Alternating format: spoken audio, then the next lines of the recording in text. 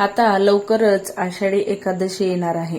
पण एकादशीला उपवासाला काय बनवायचं तेच साबुदाणा वगैरे खाऊन कंटाळा येतो. तर अशा पद्धतीने शेंगदाण्याची आणि त्याचबरोबर ड्रायफ्रूट चिक्की तुम्ही एकदा बनवून महिनाभर स्टोअर करू शकता. महिनाभर काय तर त्यापेक्षा जास्त दिवस सुद्धा टिकली जाऊ शकते.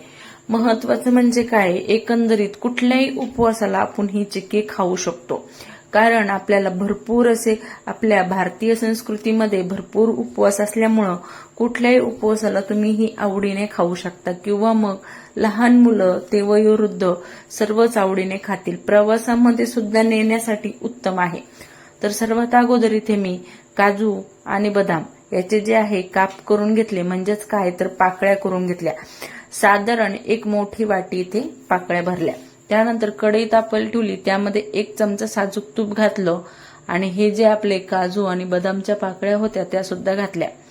आपण ह्याला जे आहे तुपामध्ये थोडंसं भाजून घेऊया, जेणेकरून यातलं जे एक्स्ट्राचं काही मॉइश्चर असेल किंवा थोडासा फार जो ओलसरपणा असतो तर तो निघून जातो आणि शेल्फ लाईफ वाढते. शेल्फ लाईफ म्हणजे काय तर याचा भरपूर काळ आपण स्टोअर करून ठेवण्यासाठी याची जी आहे आयु वाढते.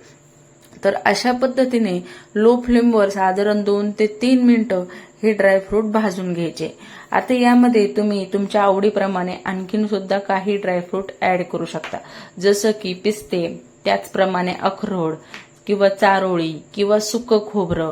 पण अशाच या 2च पदार्थामध्ये किंवा मग 2च ड्रायफ्रूटच्या जे आहे काजू आणि बदाम मध्ये सुद्धा खूप छान चिक्की तयार होते. एकदा नक्की ट्राय करा. तर संपूर्ण ड्रायफ्रूट जे आहे भाजून झाले एका डिशमध्ये काढून घेतले. त्यानंतर तीच कढई तापवायला ठेवली, त्यामध्ये अर्धा चमचा साजूक तूप घातलं आणि ज्या वाटीने आपण ड्रायफ्रूट मोजलेले होते त्या वाटीने अर्धी वाटी जे आहे साखर घातली. आता ह्या साखरेचं आपल्याला कॅरेमेल बनवायचं आहे, म्हणजेच काय तर अजिबात पाणी न घालता ही साखर आपल्याला वितळून घ्यायची आहे. आता हवं तर तुम्ही ही चिक्की गुळामध्ये सुद्धा करू शकता. गुळ जे आहे अशाच पद्धतीने याच प्रमाणात गुळ घ्या आणि गुळ सुद्धा पाणी न घालता वितळून घेऊ शकता. आता यामध्ये काय होतं, बऱ्याच वेळेस ज्यावेळेस आपण चिक्की बनवतो की आपल्याला वाटतं चिक्की बिघडते का काय, तर यावेळेस तुम्ही काय करता, कुठंतरी पाणी घालता किंवा मग काही पण असं अजिबात न करता फक्त आपल्याला ही साखर जी आहे ती वितळून घ्यायची आहे. आता प्रमाण कसं ठेवायचं, ज्यावेळेस आपण वाटीने मोजतो, जर 1 वाटी ड्रायफ्रूट भरले किंवा 1 कप भरले तर त्याच कपाने अर्धा कप साखर घ्यायची. आणि जर तुम्ही वजनाने प्रमाण घेत असाल तर मग वजनाने ड्रायफ्रूट आणि जे आहे साखर एकच सारखं प्रमाण राहू दे. त्यानंतर इकडे साखर जी आहे आपली छान कॅरेमेल झालेली होती. त्यानंतर इकडे जे आहे ड्रायफ्रूट सुद्धा घालून घेतले आणि हे ड्रायफ्रूट आपण साखरेच्या कॅरेमेलमध्ये व्यवस्थित असे मिक्स करून गॅसची फ्लेम चालूच ठेवायची, नाहीतर काय होतं याचा लगेच गोळा तयार व्हायला लागतो. त्यामुळे गॅसची फ्लेम चालू ठेवायची आणि 1 ते 2 मिनिटं छान पद्धतीने सगळ्या साखरेमध्ये व्यवस्थित असे हे ड्रायफ्रूट जे आहे घोळले गेले पाहिजे. त्यामुळं ह्याला जे आहे व्यवस्थित असंच मिक्स करून घ्यायचं. ही जी चिक्की आहे ना एकदम ट्रान्सपरंट तयार होते. दिसायला तर सुंदर दिसतेच, पण खाण्यासाठी सुद्धा तितकेच चवदार लागते. तर इथे माझ्याकडे मार्बलचा जो आहे पोळपाट होता त्याला थोडंसं जे आहे तूप लावून घेतलं. जर तुमच्याकडे मार्बलचं नसेल तर मग तुम्ही प्लॅटफॉर्मवर किंवा मग अशा पद्धतीने लाकडी सुद्धा पोळपाट घेऊ शकता. तर संपूर्ण जे चक्कीचं सारण होतं ते त्या पोळपाटावर घालून घेतलं. लगेचच बेलननी लाटायला नको, त्यामुळे इथे वाटीला थोडंसं तूप लावून अगोदर वाटीने थोडंसं प्रेस करूया. कारण खूप जास्त कडकडीत गरम असल्यामुळं बेलनला काय होतं, बऱ्याच वेळेस चिक्की चिकटली जाते आणि मग ती लाटता येत नाही. त्यामुळे काय करायचं, ज्यावेळेस हलकीशी कोमट होईल त्यावेळेस मग बेलन फिरवायचा, अगोदर वाटीने छान प्रेस करून घ्यायची. इथे मी 5 ते 7 पिस्ते जे आहे कट करून घेतले होते, तर वरून गार्निशिंगसाठी घालून घेतली. याने काय होतं, दिसायला जास्त अट्रॅक्टिव्ह जी आहे चिक्की आपली दिसते. त्यानंतर इथे जे आहे बेलन चालवून आपल्याला ही चिक्की जी आहे व्यवस्थित अशी लाटून घ्यायची आहे. अगदी 1 काजूचा भाग किंवा मग 1 बदामचा भाग दिसेल ना इतकी पातळ ही लाटली जाते. फक्त जोपर्यंत थंड होत नाही तोपर्यंत लाटत राहा, जेणेकरून आपली चिक्की छान पातळ होईल. आणि ज्यावेळेस कोमट असते ना त्यावेळेसच कट देऊन घ्या, कारण नंतर काय होतं, ज्यावेळेस पूर्ण थंड होती ना मग आपल्या मनासारखे कट जे आहे आपल्याला देता येत नाही आणि मग कशीही तोडावं लागते.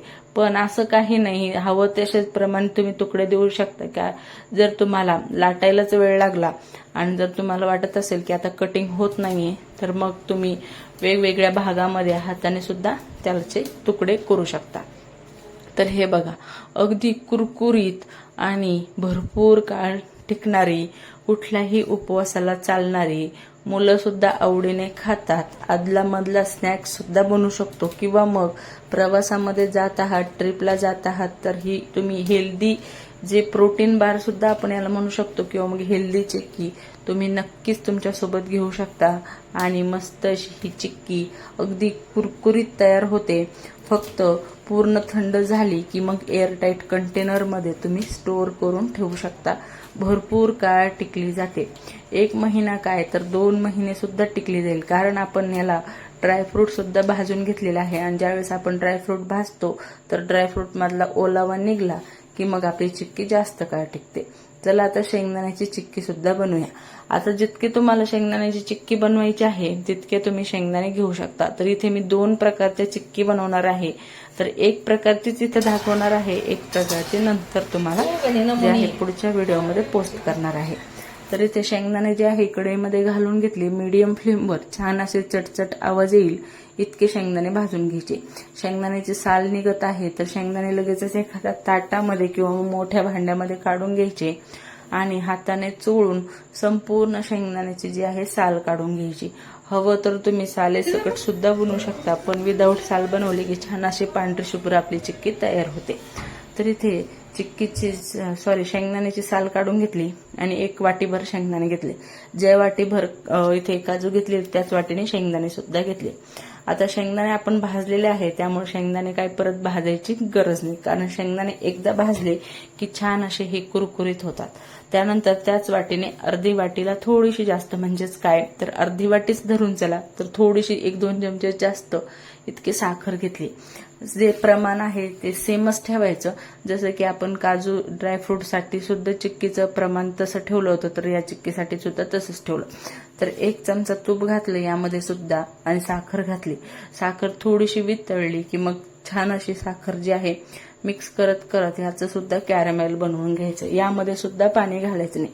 आता बऱ्याच वेळेस शेंगदाण्याची चिक्की गुळाची सुद्धा बनवली जाते सगळीकडे, तर मग तुम्ही गुळाची सुद्धा बनवू शकता. प्रमाण सेमच ठेवा, फक्त साखरेऐवजी गुळ घ्या आणि गुळ वितळून घ्या. तर इथे मी साखरेची बनवत आहे, कारण आमच्या घरी गुळाची सहसा खात नाही, त्यामुळे मी ते साखरेची चिक्की कशी छान अशी ट्रान्सपरंट दिसते, त्यामुळं सगळ्यांना खावीशी सुद्धा वाटते. आता गुळ कितीही आपण म्हटलं पौष्टिक आहे, पण ज्यांना साखरेची आवडती त्यांना गुळाची खावीशी वाटत नाही. तुमच्या इथे पण असं आहे का, आम्हाला नक्की कमेंट करून सांगा. तर इकडे आपलं साखरेचं सुद्धा कॅरेमेल झालेलं होतं. आता साखरेचं कॅरेमेल दिसायला तर गुळासारखं दिसतं, पण ज्यावेळेस आपण चिक्की लाटतो ना तर त्यावेळेस ती अगदी ट्रान्सपरंट तयार होते. तर इकडे आपलं कॅरेमेल तयार झालेलं होतं. गॅसची फ्लेम लो ठेवलेली होती आणि जे वाटीभर शेंगदाणे घेतलेले होते ते लगेचच या कॅरेमेलमध्ये घालून आणि व्यवस्थित शेंगदाणे जे आहे कॅरेमेलमध्ये घोळवून घ्यायचे. म्हणजेच काय तर पूर्ण 1 ना 1 दाण्याला हे साखरेचं कॅरेमेल लागलं पाहिजे इतकं आपल्याला मिक्स करून घ्यायचं, जेणेकरून कुठेही अजिबात गोड चव येणार नाही, असं शेंगदाणा राहणार नाही. अशा पद्धतीने सगळीकडे एक समान चव जी आहे तयार झाली पाहिजे. गॅसची फ्लेम चालूच ठेवायची. जसं की मी म्हटले, गॅसची फ्लेम जर तुम्ही बंद केली तर तुमच्या चिक्कीचा इथेच गोळा होईल आणि तुम्हाला लाटता येणार नाही. त्यामुळे गॅसची फ्लेम मंद ठेवायची, पण चालूच ठेवायची. आणि 1 ते 2 मिनिटं इथं सुद्धा मिक्स केल्यानंतर आपली चिक्कीचं जे मिश्रण आहे किंवा मग जे शेंगदाणे आहेत ते बघा कसे दिसायला लागलेले आहे. एक एक पाकळी दिसत आहे, पण किती ट्रान्सपरंट इथं दिसत आहे. तर सेम प्रोसेसनी याच पोळपाटावर मी ही चिक्की काढून घेतली, पण तो लाटतानाचा व्हिडिओ थोडासा राहूनच गेला. पण जशी ड्रायफ्रूटची चिक्की लाटली तशीच ही शेंगदाण्याची सुद्धा लाटून घेतली सेम प्रकारे. जसं की अगोदर वाटीने थापून घेतली आणि त्यानंतर बेलन लावलं. फक्त यावर पिस्ते घातले नाहीत, तुम्हाला घालायचे असले तर घालू शकता. आणि लगेचच गरम गरम मध्ये कट देऊन घेतले. तर अशा पद्धतीने दोन्ही प्रकारच्या ह्या चिक्की ज्या आहेत तयार झाले. हेल्दी सुद्धा आहे, टेस्टी सुद्धा आहे आणि सगळ्यांना आवडेल अशा सुद्धा आहे. महत्वाचं काय तर एकदा बनवली तर भरपूर काळ टिकते. फक्त हवाबंद डब्यामध्ये भरून ठेवा, पूर्ण थंड झाली की मग. आणि अशा पद्धतीने कधीही कुठल्याही उपवासाला तुम्ही ही खाऊ शकता. एक चिक्कीचा तुकडा खाल्ला तर दिवसभर छान असं एनर्जेटिक सुद्धा वाटतं. तर अगदी कुरकुरीत ट्रान्सपरंट ही चिक्की तयार होते. तुमच्या घरी ही चिक्की तुम्ही नक्की बनवा आणि मला कमेंट करून सांगा की तुमच्या घरी कोणती चिक्की आवडली, ड्रायफ्रूटची की शेंगदाण्याची. कारण शेंगदाण्याच्या चिक्कीपेक्षा ड्रायफ्रूटला जी चिक्की आहे तिची चव थोडी जास्त लागते, कारण यामध्ये काजू बदाम आहेत. तर अशा पद्धतीने दोन्ही चिक्क्या तयार झाल्या. हवी तितकी बनवा आणि स्टोअर करून ठेवा आणि उपवासाला खा. तर या आषाढी एकादशीला ह्या चिक्क्या तुम्ही नक्की ट्राय करा. चला मग, चिक्की रेसिपी आवडली असेल तर चॅनलला सबस्क्राईब करा, रेसिपी लाईक करा आणि जास्तीत जास्त तुमच्या उपवास पकडणाऱ्या मैत्रिणींना ही चिक्की नक्की शेअर करा.